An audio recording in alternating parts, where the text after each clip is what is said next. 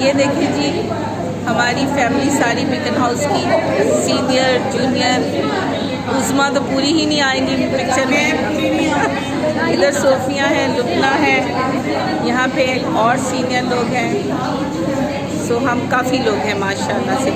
ये उस्मा मेरी भी ऐसे ही बनाते, मैं इधर जाती। यार मुझे नहीं बनानी आती, ऐसे बस पकड़ ना किसी और से बनवाओ। ये देखिए, ये दो लेडीज बैठी हैं। मैं मूवी बना रही हूँ थोड़ी सी। स्लोबीना इधर ज़रा बनाओ थोड़ी सी, बनाओ। मैं ऐसे ऐसे बाय बाय कर चल रही है। मैं तो बाय बाय करूँगी। बहुत अच्छी आ रही है। और ये सब, हाँ जी मैं बोल रही हूँ, आप बोले ना। मैं पूछ रही हूँ जी, बोले। बहुत अच्छा लगा, सबसे मिलके यहाँ सारे फ्लैशबैक हो गया। अच्छा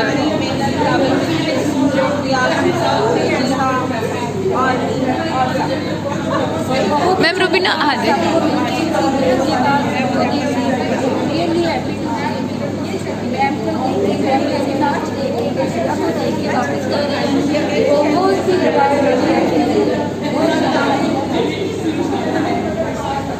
और ये हमारे ऑर्गेनाइजर्स जी, बताएं आपको कैसा लगा? समिया, कैसा लगा आपको? ये देखें ऑर्गेनाइजर बिजी।